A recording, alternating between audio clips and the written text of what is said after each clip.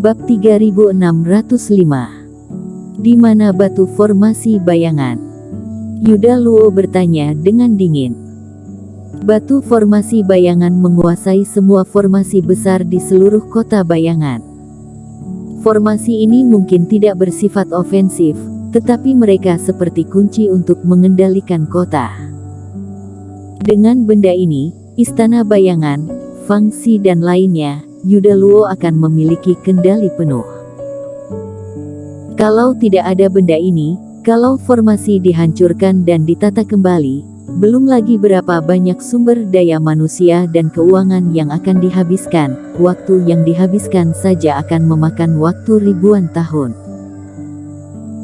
Berhentilah bermimpi, kamu sudah menghancurkan kota bayangan, kupikir aku akan memberimu batu formasi bayangan, biar ku beritahu, batu formasi itu telah diambil oleh seseorang yang kupercaya, kamu tidak akan pernah mendapatkannya. Surya Chen meludah dengan kejam dan tertawa. Surya Chen, kamu benar-benar terbakar amarah, apakah kamu pikir kamu bisa menipuku dengan trik kecil ini? Setelah Yuda Luo mendengar ini, dia menggelengkan kepalanya dengan mengejek. Kamu ingin mengatakan bahwa putrimu, Clarence mengambil batu formasi bayangan, tapi kamu lupa, aku master rahasia langit. Memang, jika aku tidak bisa meramal rahasia langit, aku akan benar-benar tertipu dan berpikir bahwa batu formasi itu dibawa keluar dari kota bayangan, tapi, aku tahu dengan jelas, batu formasi itu disembunyikan olehmu di dalam kota. Apa yang kamu bicarakan? Melihat tatapan Yuda Luo yang melihat segalanya, kali ini Surya Chen tercengang. Mengapa dia tidak mengerti apa yang dikatakan Yuda Luo?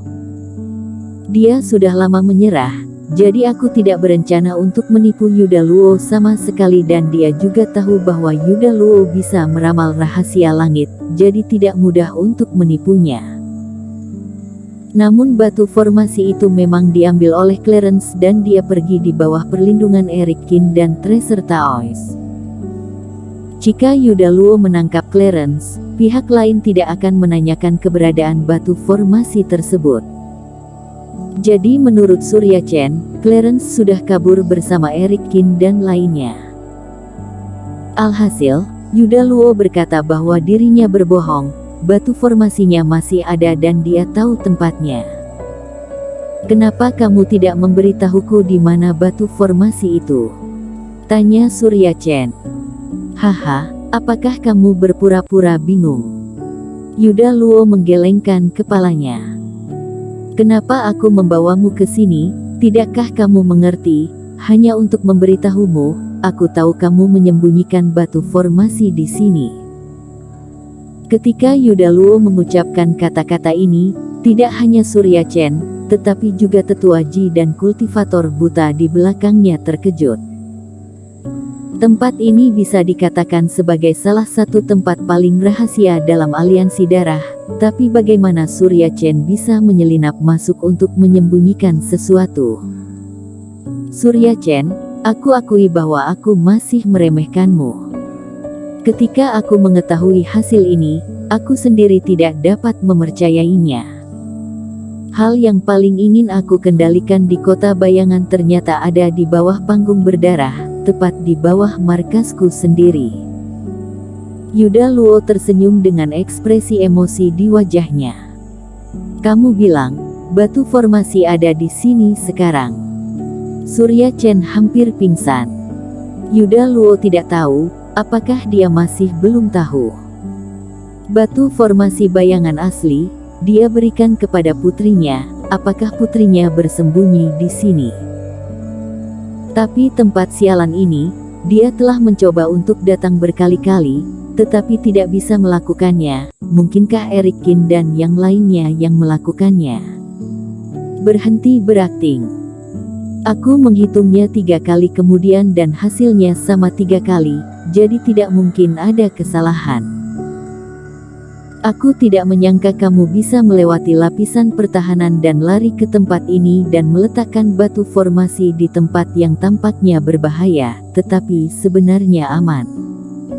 Aku sangat mengaguminya. Yuda Luo berjalan mendekat, reikinya berubah menjadi telapak tangan dan dia mengangkat leher Surya Chen. Sekarang katakan padaku, di mana tepatnya kamu menyembunyikan batu formasi di sini? Aku tidak akan memberitahumu dan benda ini pasti tidak ada di sini. Wajah Surya Chen memerah, tapi berteriak gugup. Dia tahu bahwa perhitungan Yuda Luo tidak mungkin salah, hanya ada satu kemungkinan, bahwa Eric Qin, Clarence dan yang lainnya benar-benar bersembunyi di suatu tempat di gua ini. Meskipun dia tidak tahu bagaimana Eric Qin masuk, dia tidak mungkin salah. Dan dalam hal ini, dia memang tidak tahu, bahkan jika dia tahu, dia tidak akan mungkin mengekspos putrinya sendiri. Namun, ekspresi dan ucapan Surya Chen terlihat oleh Yuda Luo, tetapi itu membuat panik Surya, membenarkan bukti dugaannya. Mendengar percakapan di atas, Eric Qin pun tertegun sejenak di ruang Pulau Darah. Ini terlalu kebetulan. Tidak heran Surya Chen, Yuda Luo dan lainnya hanya akan berlari ke atas ruang Pulau Darah untuk mengajukan pertanyaan. Ternyata mereka datang untuk menanyakan keberadaan batu formasi bayangan.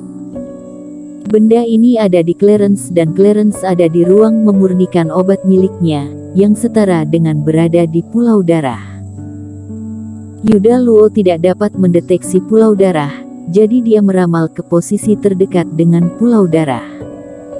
Tidak mau mengatakannya. Surya Chen, bukankah kamu selalu ingin tahu mengapa panggung berdarah selalu melakukan pembunuhan? Mengapa aku mengumpulkan mayat para kultivator yang mati itu dan bahkan bagaimana cara mengendalikan klan iblis atas perintahku? Sekarang aku bisa memberitahumu.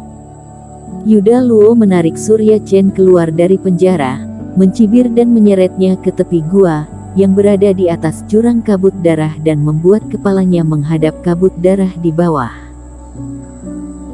Lihat baik-baik di bawah, ada dunia yang dibuka oleh kekuatan, penuh dengan kabut darah dan lautan darah yang mengerikan.